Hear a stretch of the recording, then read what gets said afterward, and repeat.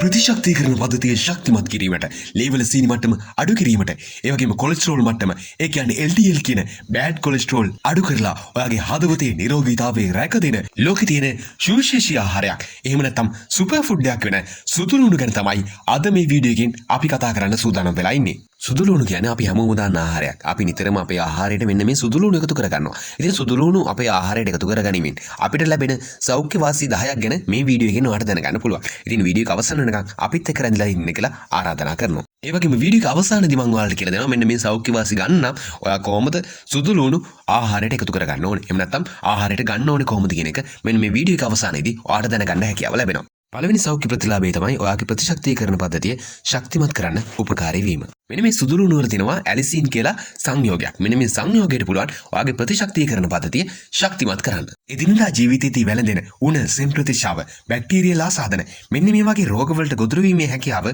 අඩු වෙනවා.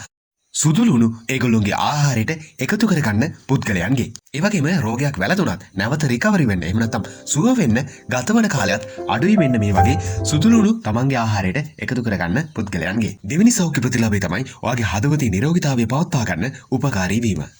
හදවත් රෝග කියන්නේ ලෝකේ බහුලව දක්නට ලැබෙන රෝග විශේෂයක්. මෙන්න මේ හදවත් රෝග වලට ප්‍රධානම හේතුවක් වෙනවා අධිරුධිර පීඩනය. ඒ වගේම බෑඩ් කොලෙස්ටරෝල් විදිහට හඳුන්වන LDL. ඒ වගේම ට්‍රයිග්ලිසරයිඩ්. මෙන්න මේ කියන මේද ඔයාගේ ශරීරයේ තියෙන ඕන මට්ටමකට වඩා වැඩි වුණොත් අන්න ඒ හේතුව මුල් කරගෙන ඔයාට හෘද රෝග ඇතිවීමට තියෙන හැකියාව වැඩි වීමට මෙන්න මේ දේ හේතුවක් වෙනවා. ඔයාගේ ශරීරයේ තියෙන ධමනි වල මෙන්න මේ කොලෙස්ටරෝල් තැම්පත් වෙලා කොලෙස්ටරෝල් හින්දා ඔයාගේ ධමනි බ්ලොක් වීමට ලක් වෙනවා. ඒ වගේම ඔයාගේ හෘදයට ඔක්සිජන් සපයන කිරීටක ධමනි වගේ දේවල් බ්ලොක් වුණොත් මෙන්න මේ හේතු මුල් කරගෙන ඔයාගේ හෘදය රෝගී තත්ත්වයටපත් වෙනවා. මෙන්න මේ අපි අද කතා කරන සුදු ලුණු වල තියෙන පෝෂක වලට පුළුවන් ඔයාගේ රුධිරයේ තියෙන මෙන්න මේ කියන LDL level එක අඩු කරන්න. ඒ වගේම ඔයාගේ blood pressure එක අඩු කිරීමේ හැකියාවත් මෙන්න මේ සුදු ලුණු වලට තියෙනවා.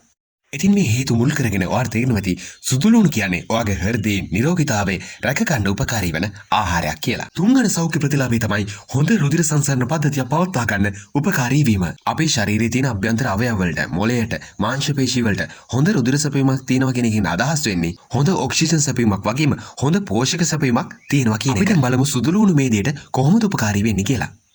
සුදු ලුණු වල තියෙනවා සල්ෆර් කියන මූලද්‍රව්‍ය.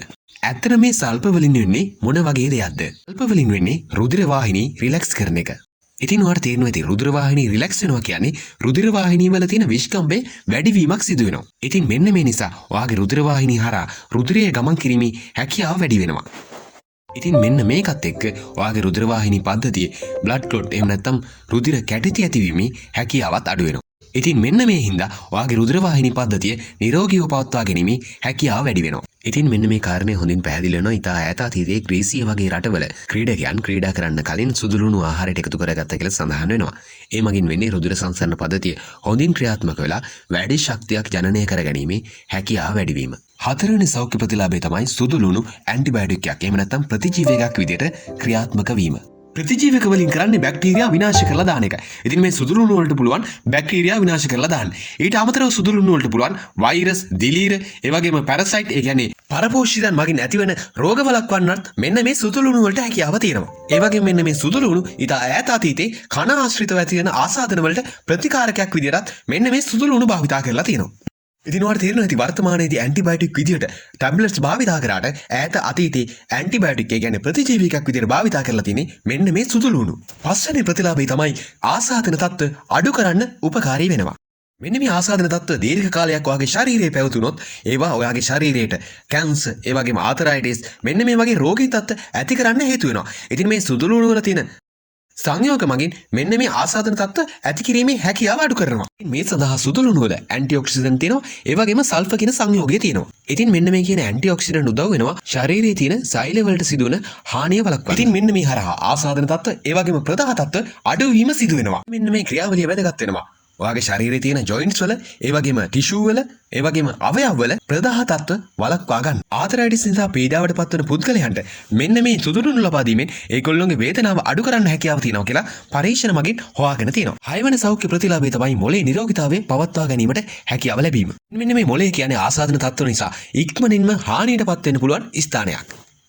ඉතින් මෙන්න මේ ආසාදන තත්ත්ව ප්‍රදාහ තත්ත්ව මගින් ඩිමෙන්ෂියා වගේ රෝගී තත්ත්ව ඇතිවීමේ හැකියාව තියෙනවා. ඉතින් සුදු ලුණු වල තියෙන සංයෝග වලට පුළුවන් මොළයට හොඳ රුධිර සැපයීමක් ලබා දෙන්න. ඉතින් ඒ හරහා මොළය ආශ්‍රිතව ඇතිවන රෝගී තත්ත්ව වළක්වා ගැනීමේ හැකියාව තියෙනවා. ඒ වගේම පරීක්ෂණ මගින් හොයාගෙන තියෙනවා නිතර සුදු ලුණු ආහාරයට ගැනීමෙන් මතක ශක්තිය වැඩි කරගන්න පුළුවන් කියලා. ඒ වගේම වයසට යාමත් සමග මොළයේ සෛලවලට සිදුවන හානිය වළක්වන්න පුළුවන් කියලාත් හොයාගෙන තියෙනවා. අතන සෞඛ්‍ය ප්‍රතිලාභය තමයි ලේවල සීනි මට්ටම පාලනය කරන්න උපකාරී වීම. බොහොමයක් දෙනාට තියෙන දියවැඩිය තත්ත්වයට කියනවා type 2 diabetic කියලා. අපි දැන් බලමු සුදු ලුණු වලින් කොහොමද මෙන්න මේ දියවැඩිය තත්ත්වය පාලනය කරන්න කියලා. මෙන්න මේ සුදු ලුණු වලට පුළුවන් ඉන්සියුලින් වල සංවේදීතාවය වැඩි කරන්න. මෙන්න මේ දියවැඩිය තත්ත්වය ඇති වෙන්නේ ඉන්සියුලින් ප්‍රතිරෝධීතාවය නිසා. ඉතින් සුදු ලුණු වලින් ඉන්සියුලින් වල සංවේදීතාවය වැඩි කිරීම හරහා රුධිරයේ තියෙන සීනි මට්ටම පාලනය කිරීමේ හැකියාව ලැබෙනවා. ඉතින් මේ සුදු ලුණු ආහාරයට ගැනීම මගින් ඔයාගේ රුධිරයේ තියෙන සීනි මට්ටම එකවර ස්පයික් එකක් විතර වැඩි වීම සිදු වෙන්නේ නැහැ. කන්ට්‍රෝල් කරගෙන පවත්වාගෙන යන්න පුළුවන්. 8 වෙනි සෞඛ්‍ය ප්‍රතිලාභය තමයි ශරීරයේ විෂහරණ ක්‍රියාවලිය හොඳින් සිදු කරගන්න පුළුවන්. අපි එදිනදා ජීවිතයේදී ටොක්සින් වලට බැරලෝ වලට මෙන්න මේ වගේ විෂ ද්‍රව්‍ය වලට නිරාවරණය වීම සිදු වෙනවා. ඉතින් අපේ ශරීරයේ විෂහරණ ක්‍රියාවලිය සිදු කරන්නේ අපේ අක්මාව විසින්.